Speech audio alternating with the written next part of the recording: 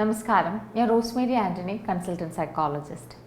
നമ്മൾ ഒരുപാട് തവണ പറഞ്ഞിട്ടുള്ളതും എന്നാൽ ഇന്ന് ഒന്നും കൂടി പറയണമെന്ന് തോന്നിയിട്ടുള്ളൊരു ടോപ്പിക്കിനെ കുറിച്ചിട്ടാണ് നമ്മൾ ഇന്ന് ഡിസ്കസ് ചെയ്യുന്നത്. കഴിഞ്ഞ ദിവസം ഒരു ക്ലയൻറ്റ് വന്നു.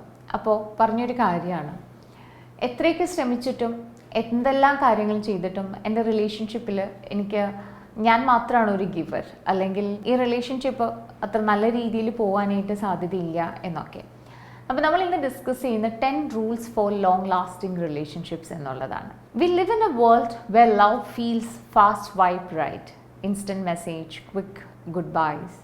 പെട്ടെന്ന് കാര്യങ്ങൾ മാറും, പെട്ടെന്ന് ഒരു റിലേഷൻഷിപ്പ് തുടങ്ങാം, അതുപോലെ തന്നെ അവസാനിപ്പിക്കാം എന്നുള്ളതൊക്കെ. ഒരു മെസ്സേജസിൽ തുടങ്ങി ആ മെസ്സേജസിൽ അവസാനിപ്പിക്കുന്ന രീതിയിൽ അത്രയും വേഗത്തിൽ റിലേഷൻഷിപ്പ് തുടങ്ങുന്നു, അവസാനിക്കുന്നു എന്നുള്ളതൊക്കെയാണ്. പക്ഷേ സ്നേഹം എന്ന് പറയുന്നത്, ഒരു സത്യം എന്ന് പറഞ്ഞാൽ അതൊരു പ്രാക്ടീസാണ്. നമ്മുടെ നിരന്തരം ജീവിതത്തിൽ, നിത്യജീവിതത്തിൽ വീണ്ടും വീണ്ടും തിരഞ്ഞെടുക്കേണ്ട, എന്നും ചെയ്യേണ്ട ഒരു കൃത്യമാണ്, അല്ലെങ്കിൽ ഒരു പ്രാക്ടീസാണ് ഈ സ്നേഹം എന്ന് പറയുന്നത്. ഇപ്പോഴത്തേക്ക് ബന്ധങ്ങൾ പെട്ടെന്ന് തുടങ്ങുകയും പെട്ടെന്ന് അവസാനിപ്പിക്കുകയും ചെയ്യുന്ന ഈ ഒരു കാലത്ത് പക്ഷെ ദൈർഘ്യമുള്ള ലോങ് ലാസ്റ്റിംഗ് ആയിട്ടുള്ള ഒരു റിലേഷൻഷിപ്പ് വേണമെങ്കിൽ അതിൽ നമ്മൾ സ്വയം മനസ്സും സമയവും അതുപോലെ തന്നെ എഫേർട്ടും കണ്ടെത്തണം എന്നുള്ളതാണ്. അപ്പോൾ റിസർച്ച് പ്രകാരം പറയുന്ന 10 കാര്യങ്ങളാണ് ഇന്ന് നമ്മൾ ഡിസ്കസ് ചെയ്യുന്നത്. Communication is the foundation.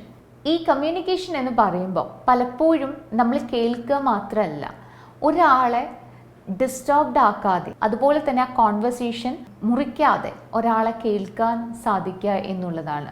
For example, നിനക്ക് ഇങ്ങനെ തോന്നുന്നുണ്ടെങ്കിൽ എന്നോടത് പറയൂ എന്ന് വേണം പറയാനായിട്ട്. അതല്ല എങ്കിൽ കുറ്റം പറയാതെ മനസ്സിലാക്കാൻ ശ്രമിക്കുക എന്നുള്ളതാണ്. നമ്മൾ പാർട്ട്നേഴ്സ് തമ്മിൽ എപ്പോഴും കമ്മ്യൂണിക്കേഷൻ ചെയ്യുമ്പോൾ എപ്പോഴും അടി ഉണ്ടാകാറുണ്ട്. കാരണം എന്തുകൊണ്ടിട്ടാണ്? നമ്മളെപ്പോഴും നമ്മുടെ പാർട്ട്ണറോട് കമ്മ്യൂണിക്കേറ്റ് ചെയ്യുന്നത് ശരിക്കും നമ്മൾ കുറ്റങ്ങൾ പറഞ്ഞിട്ടാണ്. നിങ്ങൾ അങ്ങനെ എന്നോട് ചെയ്തു, നീ പറഞ്ഞത് ശരിയായില്ല, നിൻ്റെ സ്വഭാവം മാറ്റേണ്ടതാണ് എന്നൊക്കെ. പക്ഷെ അതേസമയം നമ്മൾ നമ്മുടെ സുഹൃത്തിനോടോ അല്ലെങ്കിൽ പുറത്തുള്ള ഒരാളോടോ, നമ്മുടെ ഒരു ടീച്ചറോടോ, നമ്മുടെ ഒരു മെൻറ്ററോടോ, അല്ലെങ്കിൽ വേണ്ട, നമ്മൾ ഏറ്റവും കൂടുതൽ സംസാരിക്കുന്ന നമ്മുടെ ചർച്ചിലുള്ള നമ്മുടെ ഫാദറിനോടോ, അല്ലെങ്കിൽ നമ്മുടെ സിസ്റ്ററോടോ, അല്ലെങ്കിൽ നമ്മുടെ അമ്പലത്തിലുള്ള ശാന്തിയോടോ ഒക്കെ സംസാരിക്കുമ്പോൾ നമ്മുടെ വേദനകൾ പങ്കുവെക്കുന്നത് നമ്മുടെ വേദനയായിട്ടാണ്. പലപ്പോഴും നമ്മൾ മറ്റൊരാളെ കുറ്റപ്പെടുത്തിയിട്ടല്ല, I feel in this way എന്നുള്ള രീതിയിലാണ്. അപ്പോൾ നമ്മൾ വിചാരിക്കുക, നമ്മൾ എങ്ങനെയാണ് നമ്മുടെ ഒരു പാർട്ട്ണറോട് കമ്മ്യൂണിക്കേറ്റ് ചെയ്യുന്നത് എന്നുള്ളത് വളരെ ഇമ്പോർട്ടൻ്റ് ആയിട്ടുള്ളൊരു കാര്യമാണ്. സോ യു മസ്റ്റ് അണ്ടർസ്റ്റാൻഡ്, ഞാൻ കമ്മ്യൂണിക്കേറ്റ് ചെയ്യുമ്പോൾ എൻ്റെ പാർട്ട്ണറെ കുറ്റപ്പെടുത്തിയിട്ടാണോ ഞാൻ സംസാരിക്കുന്നത്, അതോ എൻ്റെ ഒരു ബെസ്റ്റ് ഫ്രണ്ടിനോട് സംസാരിക്കുന്നത് പോലെയാണോ? അപ്പോൾ അങ്ങനെയാണെങ്കിൽ നമ്മുടെ സംസാരം കുറച്ചും കൂടി ഈസി ആയിരിക്കും എന്നുള്ളതാണ്. അതല്ല, നമ്മളുടെ ഒരു പാർട്ട്ണറോട് നമ്മുടെ എല്ലാ ബാഗേജും ഇറക്കി വെക്കാനായിട്ട്, നമ്മുടെ കുറ്റങ്ങൾ മുഴുവനും പറയാനായിട്ട്, പോയിന്റ് ചെയ്യാനായിട്ടാണ് നമ്മൾ സംസാരിക്കുന്നതെങ്കിൽ ആ ഒരു കോൺവെർസേഷൻ നല്ല രീതിയിൽ പോവില്ല എന്നുള്ളതാണ്. അപ്പോൾ കമ്മ്യൂണിക്കേഷൻ ഈസ് ദ ഫൗണ്ടേഷൻ. പക്ഷെ അതെങ്ങനെ കമ്മ്യൂണിക്കേറ്റ് ചെയ്യണം എന്നുള്ളത് നമ്മൾ പഠിച്ചിരിക്കണം എന്നുള്ളതാണ്. സെക്കൻഡ്, റെസ്പെക്ട് പേഴ്സണൽ ബൗണ്ടറീസ് എന്നുള്ളതാണ്. അതായത് നമുക്ക് 2 പേർക്കും ബഹുമാനം ആവശ്യമാണ് എന്നുള്ളതാണ്. ഒരു ബന്ധത്തിൽ 2 വ്യക്തിത്വങ്ങളാണ്. അത് ഒരുമിച്ച് ഒരു 22 വർഷം ജീവിച്ചു എന്ന് പറഞ്ഞിട്ടോ, അല്ലെങ്കിൽ 10 വർഷം ജീവിച്ചു എന്ന് പറഞ്ഞിട്ടോ, അല്ലെങ്കിൽ ഒരാളെ വിവാഹം കഴിച്ചു എന്ന് പറഞ്ഞിട്ടോ ആ പേഴ്സണാലിറ്റി പെട്ടെന്ന് മാറാൻ പോകുന്നില്ല എന്നുള്ളതാണ്. നമ്മുടെ ലൈഫ് എത്ര ഇമ്പോർട്ടൻ്റ് ആണോ അതുപോലെ തന്നെ അദ്ദേഹത്തിനും ആ ലൈഫ് ഇമ്പോർട്ടൻ്റ് ആണ് എന്ന് നമ്മൾ മനസ്സിലാക്കണം. അവരുടെ തന്നെ ലൈഫും ഫെയിമും, അല്ലെങ്കിൽ അവരുടേതായ പേഴ്സണൽ ബൗണ്ടറീസും, അവരുടേതായ സ്വാതന്ത്ര്യവും റൂട്ടീനും ഒക്കെ അവർ വിട്ടുകഴിഞ്ഞാൽ, അവർ കൈവിട്ടാൽ, അല്ലെങ്കിൽ അവർ വേണ്ട എന്ന് വെക്കുന്നുണ്ട് എങ്കിൽ ആ ബന്ധം വളരെ പെട്ടെന്ന് താഴേക്ക് പോവാൻ, അല്ലെങ്കിൽ ഡിക്ലൈൻഡ് ആവാനായിട്ട് സാധ്യതകൾ വളരെ കൂടുതലാണ്. ഈ പേഴ്സണൽ ബൗണ്ടറീസ് കൊടുക്കുക എന്ന് പറയുന്നത്, അതായത് ഫോൺ നോക്കാൻ പാടില്ല, പാസ്വേഡ്സ് ചേഞ്ച് ചെയ്യാൻ പാടില്ല എന്നുള്ളതല്ല.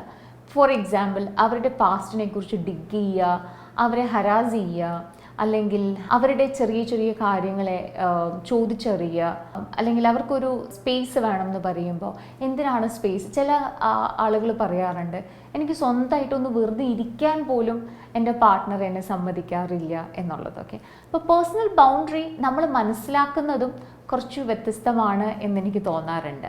So you must understand every one required that personal boundaries.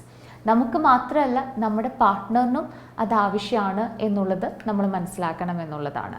The third, make time for connection. നമ്മൾ ബാക്കി എല്ലാ കാര്യത്തിനും സമയം കൊടുക്കുന്നുണ്ട്, ജോലിക്ക് സമയം കൊടുക്കുന്നുണ്ട്, കുട്ടികൾക്ക് സമയം കൊടുക്കുന്നുണ്ട്, ഡ്രൈവിനും ഫ്രണ്ട്സിനും അതുപോലെ തന്നെ എക്സസൈസിനും ഒക്കെ സമയം കൊടുക്കുന്നുണ്ട്. പക്ഷെ നമ്മുടെ പാർട്ട്ണറുമായിട്ടുള്ളൊരു കണക്ഷന് നമ്മൾ സമയം കൊടുക്കാറില്ല എന്നുള്ളതാണ്. ജീവിതത്തിൽ എന്ത് തിരക്കുണ്ടെങ്കിലും നമ്മുടെ ബന്ധത്തിനും ഒരു 5 minutes അല്ലെങ്കിൽ ഒരു 10 minutes ഡെയിലി കൊടുക്കാനായിട്ട് നമുക്ക് സാധിക്കണം എന്നുള്ളതാണ്. ഒരു ദിവസത്തിൽ കുറച്ച് നേരമെങ്കിലും നമ്മുടെ പാർട്ട്ണറുമായിട്ട് കണക്ട് ചെയ്യാനായിട്ട് ഒരു ക്വാളിറ്റി ടൈം അത് കണ്ടെത്തുകയും സംസാരിക്കുകയും ആ കണക്ഷന് വേണ്ടിയിട്ട് കാത്തിരിക്കുകയും ചെയ്യേണ്ടത് നമ്മുടെ ഉത്തരവാദിത്തമാണ് എന്നുള്ളതാണ്. Next, learn to compromise. അതായത് എപ്പോഴും അഡ്ജസ്റ്റ് ചെയ്ത് ജീവിക്കുക എന്നുള്ളതല്ല ഈ കോംപ്രമൈസ് എന്നതുകൊണ്ടിട്ട് ഉദ്ദേശിക്കുന്നത്. പക്ഷേ എപ്പോഴും white or black, yes or no എന്ന് കണ്ടെത്താതെ എല്ലാ കാര്യത്തിനും ഒരു മധ്യപാത അല്ലെങ്കിൽ ഒരു മിഡിൽ പോയിന്റ് കണ്ടെത്താനായിട്ട് സാധിക്കണം എന്നുള്ളതാണ്. എന്തുകൊണ്ടാണ് ഈ മിഡിൽ പോയിന്റ് കണ്ടെത്താനായിട്ട് സാധിക്കണം എന്ന് പറയുന്നത്? കാരണം 2 വ്യക്തിത്വങ്ങളാണ് വളർന്ന് പന്തലിച്ച അല്ലെ വ്യക്തിത്വ രൂപങ്ങൾ ഉണ്ടായിട്ടുള്ള 25ഉം 20ഉം വയസ്സൊക്കെ കഴിഞ്ഞിട്ടുള്ള പേഴ്സണാലിറ്റി ഡെവലപ്പായിട്ടുള്ള 2 വ്യക്തികൾ തമ്മിലുള്ളതാണ് റിലേഷൻഷിപ്പ് എന്ന് പറയുന്നത്. അപ്പോൾ ഇവർക്ക് ഇവരുടേതായിട്ടുള്ള ധാരണകളും ആഗ്രഹങ്ങളും ഒപ്പീനിയൻസും എക്സ്പെക്റ്റേഷൻസും ഒക്കെ ഉള്ളത് കൊണ്ടിട്ട് ഒരാളുടെ ശരി മാത്രം നമുക്ക് ഉറച്ചു നിൽക്കാൻ പറ്റില്ല. അപ്പോൾ 2 പേരും ശരികളുടെ ഒരു മധ്യപാത കണ്ടെത്താനായിട്ട് നമുക്ക് സാധിക്കണം എന്നുള്ളതാണ്. ഇത് 2 പേരെയും കംഫർട്ടബിൾ ആക്കാൻ കഴിയുന്ന ഒന്നാണ്. അഥവാ അല്ലെങ്കിൽ ഒരാളുടെ മാത്രം നമ്മൾ കണ്ട് കൂടെ പോകുമ്പോൾ അത് മറ്റൊരു വ്യക്തിക്ക് അൺകംഫർട്ടബിൾ ആവുകയും അല്ലെങ്കിൽ ഒരാൾ മാത്രമാണ് അഡ്ജസ്റ്റ് ചെയ്ത ജീവിതം ജീവിക്കുന്നതെന്നും പലപ്പോഴും ആളുകൾ പറയുന്ന ഒരു കാര്യമാണ്. ഞാൻ മാത്രമാണ് അഡ്ജസ്റ്റ് ചെയ്ത് ജീവിക്കുന്നത് എന്നുള്ളത്. പക്ഷെ ഒരു മധ്യപാത കണ്ടെത്തുമ്പോൾ അല്ലെങ്കിൽ ഒരു മിഡിൽ പോയിന്റിലാണ് പല കാര്യങ്ങളും ചെയ്യുന്നതെങ്കിൽ, കോംപ്രമൈസ് ചെയ്യുന്നതെങ്കിൽ ഞങ്ങൾ ഒരുമിച്ചാണ്, ഞങ്ങൾ 2 പേരും ഒരുമിച്ചാണ് ഒരു ഡിസിഷൻ എടുക്കുന്നത് എന്നവർക്ക് പറയാൻ സാധിക്കും എന്നുള്ളതാണ്. Next, be there during tough times.